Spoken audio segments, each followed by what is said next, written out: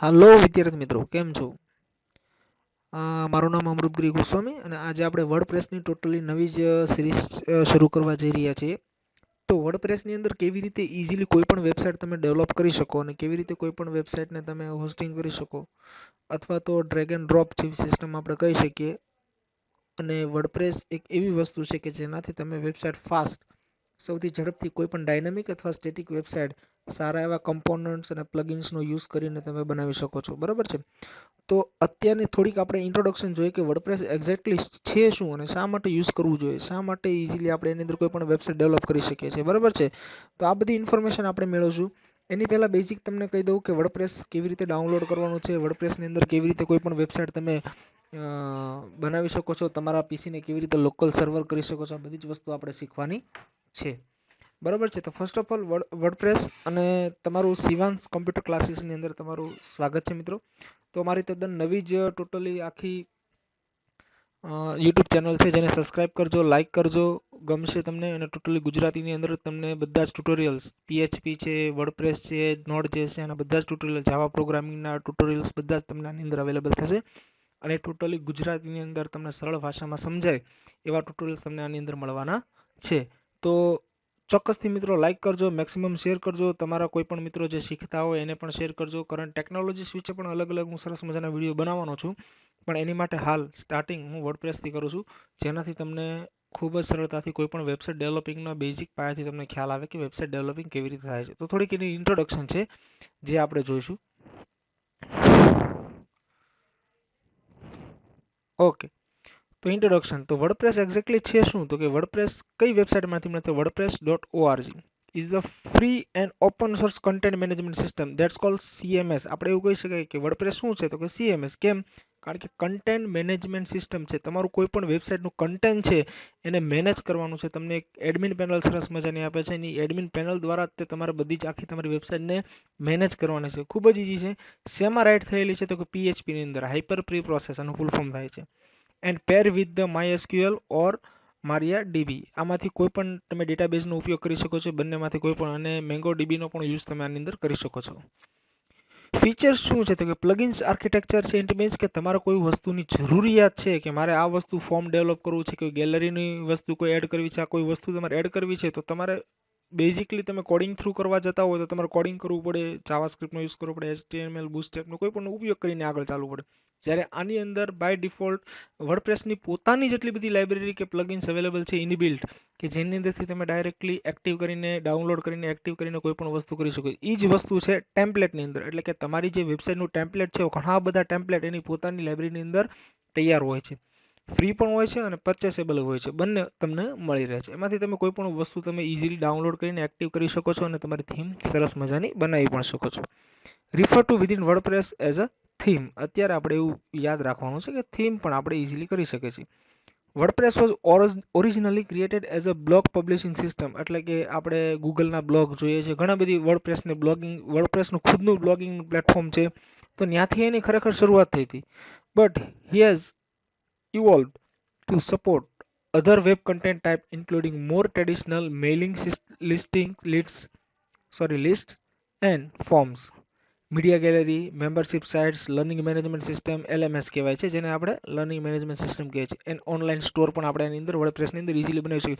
આ બધા જ મિત્રો વિડીયો જે હું બનાવવાનો છું એ બધા જ વિડીયોની અંદર તમને પ્રેક્ટિકલી સમજાવવાનું છું કે તમારે જો પોતાની ઈ-કોમર્સ વેબસાઇટ ડેવલપ કરવી હોય, પોતાની એજ્યુકેશનલ વેબસાઇટ ડેવલપ કરવી હોય તો કેવી રીતે ડેવલપ કરવાની, એની માટેની બધી જ વસ્તુ તમને આની અંદર આઈડિયા આપવાનો છું. તો મારી આ જે ચેનલ છે એ ચેનલને સબસ્ક્રાઇબ કરી લેજો અને ચોક્કસથી તમે આની અંદર જોઈન્ટ થશો. તમને ખૂબ જ મજા આવશે. અને ફ્રી ઓફમાં છે યુટ્યુબમાં. અત્યારે આપણે લોકો બધા ફ્રી ઓફમાં બહુ યુઝ કરીએ છીએ. One of the most popular content management system solution in use. એટલે કહેવાનો મતલબ એમ છે કે હાલની અંદર સૌથી વધારેમાં વધારે વર્ડપ્રેસનો યુઝ થાય છે. અને હું તમને એ પણ ગેરંટી કહું છું કે વર્ડપ્રેસ જો તમને આવડતું હશે તો તમે ઇઝીલી કોઈ પણ IT કંપનીની અંદર બેઝિકલી અત્યારે તમે જોઈન થાવ તો તમને જોબ મળી જાય છે. તો વર્ડપ્રેસ ઇઝ યુઝડ બાય 42.8%, એટલે કે 42.8% લોકો તો માત્ર IT કંપનીની અંદર વર્ડપ્રેસમાં ઇઝીલી કોઈ પણ વેબસાઇટ બનાવે છે. Of the top 10 million websites as October 2021, એટલે ઓક્ટોબર 2021 સુધીની અંદર 10 મિલિયન વેબસાઇટ વર્ડપ્રેસ ઉપર ચાલે છે મિત્રો, આ એક બહુ મોટો આંકડો છે, નાની વાત નથી કરતો અને બહુ ઇઝી છે. તમે શીખશો તમને ખૂબ જ મજા આવશે અને આનામાં ખરેખર તમે આનો ઉપયોગ કરશો તો તમને ઇઝીલી જોબ પણ મળવાની શક્યતા વધારે છે. હા, બેઝિક તમને આવડવું જરૂરી છે કે HTML છે, CSS છે, બૂટસ્ટ્રેપ છે ડિઝાઇનિંગ માટે, ફ્રન્ટ એન્ડ માટે, રિએક્ટ જેએસનો લોકો યુઝ કરે છે, આ બધી વસ્તુની જરૂરિયાત છે. પણ તમે ઇઝીલી કોઈ પણ વેબસાઇટ બહુ વધારે નોલેજ ન હોય ને છતાં તમે ડ્રેગ એન્ડ ડ્રોપથી તમે શીખવા માંગતા હોય, બહુ ઓછું કોડિંગ કરીને જાજુ આઉટપુટ જોતું હોય તો એની માટે આ બેસ્ટ રસ્તો છે. હવે નેક્સ્ટ આગળ ધપીએ તો કે એ ક્યારે શરૂઆત થઈ હતી, કે વર્ડપ્રેસ રિલીઝ થઈ હતી ક્યારે, કે 27 મે 2003માં શરૂઆત થઈ હતી મિત્રો, યાદ રાખજો. અને it's founder American developer Matt Mullenweg and English developer એનો હતો Mike Little as a fork. એટલે આ હિસ્ટ્રી છે, આમાં એટલું બધું નથી પડતો, કોણે બનાવ્યું હતું શું બનાવ્યું હતું એ ઇમ્પોર્ટન્ટ નથી, પણ એની ફંક્શનાલિટી શું હતી કે WordPress has two install two web server.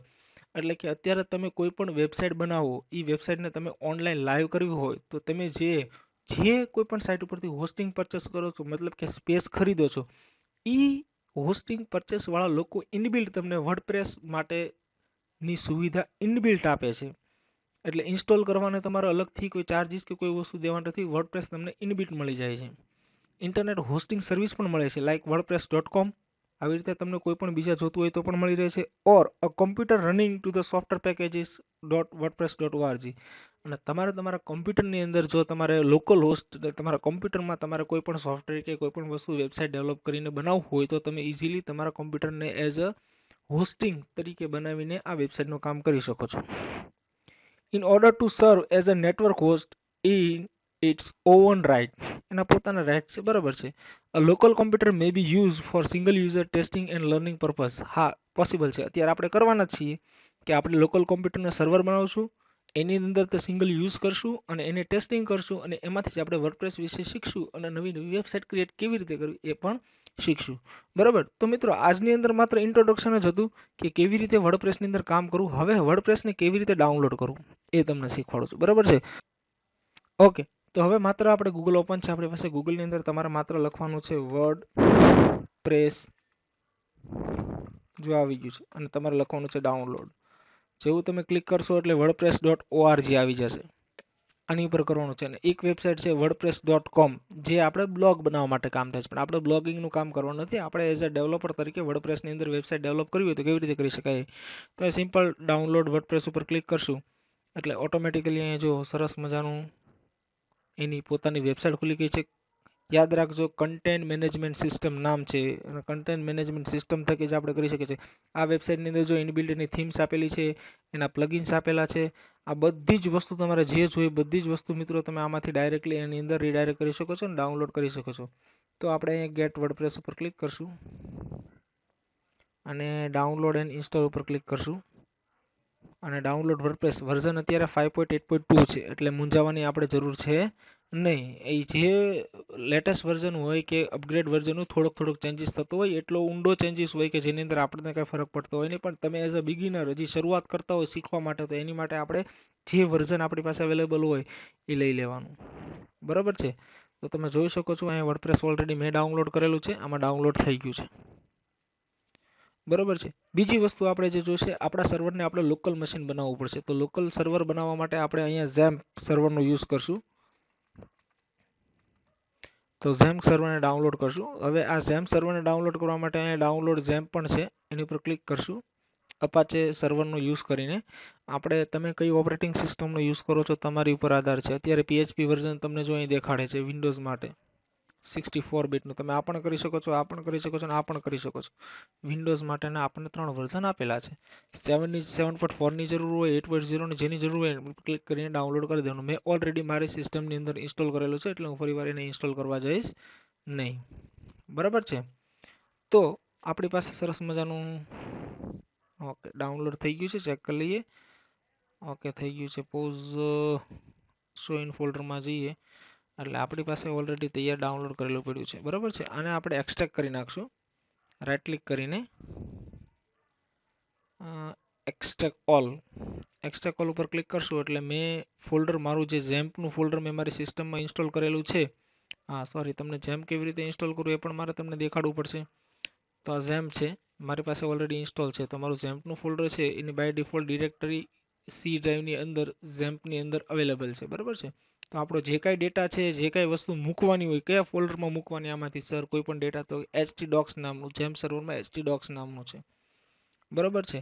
તો આની અંદર તમારે સરસ મજાનું તમારી જે કાંઈ વેબસાઇટ હોય એનું ફોલ્ડર બનાવી દેવાનું. પણ અત્યારે આપણે ડાઉનલોડની અંદર વર્ડપ્રેસનું જે છે એને આપણે એક્સટ્રેક્ટ કરશું. એક્સટ્રેક્ટ કરવા માટે આપણને પૂછશે કઈ જગ્યાએ એક્સટ્રેક્ટ કરવું છે, તો હું સી ડ્રાઈવમાં જઈશ.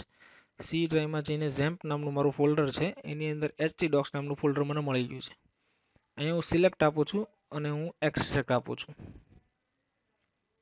તો જેવું જ એક્સટ્રેક્ટ થઈ જશે એટલે ઓટોમેટિકલી મને ત્યાં દેખાડશે બધી જ ફાઇલ્સ ને ફોલ્ડર બધું ત્યાં મને આવેલું ઓપન થયેલું દેખાડશે. તો જોઈએ, વિડીયોને હું આગળ લઈ જાઉં છું મિત્રો, સ્પીડમાં પૂરું થઈ જાય એટલા માટે ઝડપથી. ઓકે મિત્રો, તો મારી પાસે જો એક્સટ્રેક્ટ થઈ ગયેલું ફોલ્ડર મારા સી ડ્રાઈવની અંદર ઝેમ્પની અંદર htdocsના ફોલ્ડરમાં આવી ગયું છે. એની પર ડબલ ક્લિક કરું છું તો આ મારું ટોટલી આખું કન્ટેન્ટ મેનેજમેન્ટ સિસ્ટમ આપણે જેને કહે છે વર્ડપ્રેસનું ફોલ્ડર આવી ગયું છે. હવે આપણે પહેલું કામ કરવાનું છે, મારે ઓલરેડી ઝેમ્પ મારા સિસ્ટમમાં ઇન્સ્ટોલ છે, બરાબર છે, એટલે આપણે એમાં ઊંડા ઉતરતા નથી.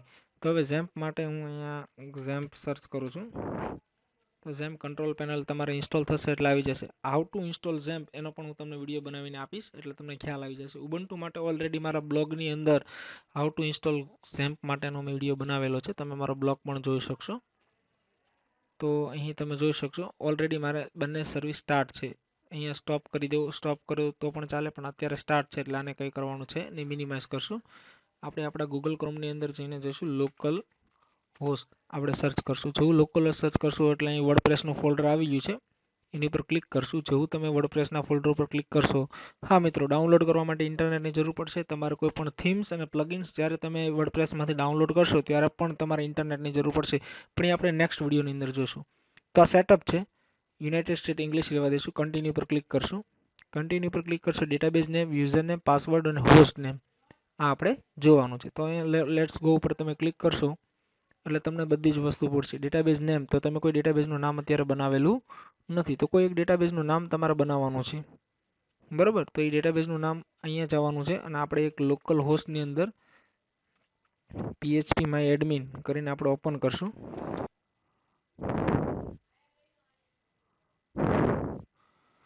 તો જો મિત્રો, local host php my admin open થઈ ગયું છે. આપણે કોઈ પણ એક ડેટાબેઝની જરૂર પડશે. અત્યારે મારી પાસે આ એરર છે, એને આપણે ઇગ્નોર કરી દઈશું. ઇગ્નોર વાળા ઉપર ક્લિક કરી દઈશું. આપણે એક નવી ડેટાબેઝ બનાવવા માટે ન્યૂમાં જશું. આનો કન્સેપ્ટ અલગથી હું તમને સમજાવીશ મિત્રો. અત્યારે હું by default WordPress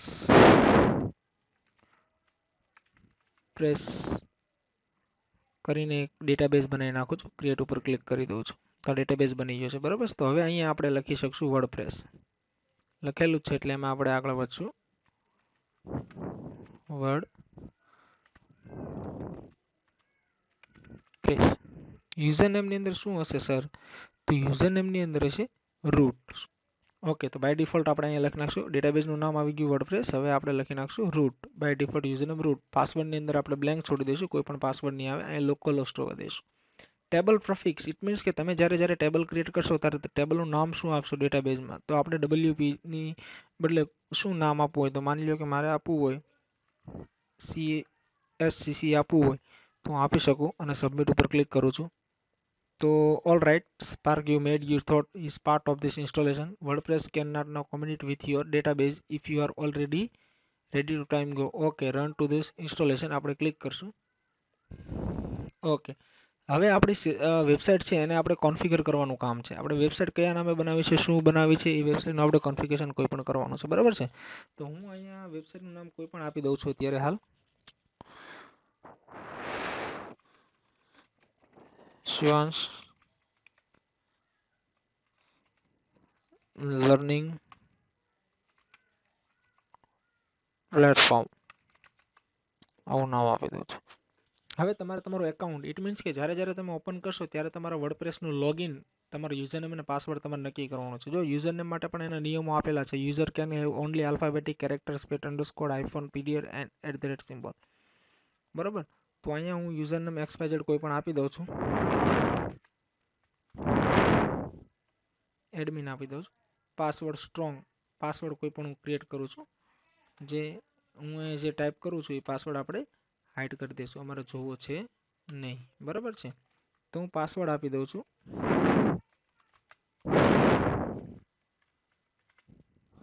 okay, confirm use this weak password. Email ID તમને પૂછે છે, કારણ કે ગમે ત્યારે તમે કોઈ પણ વસ્તુ યુઝ કરશો ત્યારે એને ઓટોમેટિકલી ક્યારેક પાસવર્ડ ભૂલી ગયા હશો તો એની માટે તમારે એનો યુઝ થશે. બરાબર છે. તો discover search engine from index this site. તો આની ઉપર પણ આપણે વિઝિબિલિટી ઓપન આપશું, કારણ કે જ્યારે ગૂગલમાં કોઈ આપણી વેબસાઇટ સર્ચ કરશે તો એને ડિસ્પ્લે થાય એની માટે. ઇન્સ્ટોલ નાવ વર્ડપ્રેસ. તો હવે વર્ડપ્રેસ ઇન્સ્ટોલેશનનું કામ શરૂ થશે, જે આપણે આગળ જોઈએ પ્રોસેસમાં. આની માટે વિદ્યાર્થી મિત્રો કોન્ફિગર કરવા માટે થોડાક સમય માટે ઇન્ટરનેટની થોડીક જરૂર પડશે. બરાબર છે. તો થોડાક સમય માટે ઇન્ટરનેટ તમારે સ્ટાર્ટ રાખવું. એટલે લોકલ હોસ્ટ, આપણું પીસી લોકલ હોસ્ટ છે. તો ફર્સ્ટ ઓફ ઓલ સ્ટેપ તમને કહી દઉં છું. પહેલાં વર્ડપ્રેસ ડાઉનલોડ કરવાનું છે. ડાઉનલોડ કર્યા બાદ તમારે XAMPP સર્વર ડાઉનલોડ કરવાનું છે. અને XAMPP ડાઉનલોડ કરી લ્યો. અહીંયા પાસવર્ડ માગે છે, હું નેવર આપીશ. અહીંયા પાસવર્ડ માગે છે, પાસવર્ડ આપણે ટાઈપ કરશું. ઓકે, લોગિન ઉપર ક્લિક કરશું. તો લોગિનમાં મારું યુઝરનેમ હતું એ હું નાખી દઉં છું અને પાસવર્ડ નાખી દઉં છું. તમારે એવરી ટાઈમ કામ કરતી વખતે વારંવાર લોગિન ન કરવું હોય તો રિમેમ્બર કરીને લોગિન આપી દેવાનું. અને સિક્યુરિટી પર્પઝથી તમારું પીસી કોઈના હાથમાં જતું હોય તો એને આવી રીતે કરો. તો જુઓ મિત્રો, આ સરસ મજાનું ડેશબોર્ડ છે. તો આજે આપણે ઇન્ટ્રોડક્શન જોયું છે. નેક્સ્ટ લેક્ચર્સની અંદર તમે જોજો. નેક્સ્ટ લેક્ચરની અંદર આની ઉપર વર્ક કેવી રીતે કરવાનું છે એની વિશે હું તમને થોડીક ઇન્ફોર્મેશન આપીશ. થીમ કેવી રીતે બનાવી, થીમને કેવી રીતે ચેન્જ કરી એની વિશે આપણે નેક્સ્ટ વિડીયો જોશું. બરાબર છે. તો આજના વિડીયોમાં એટલું જ મિત્રો. Have a nice day.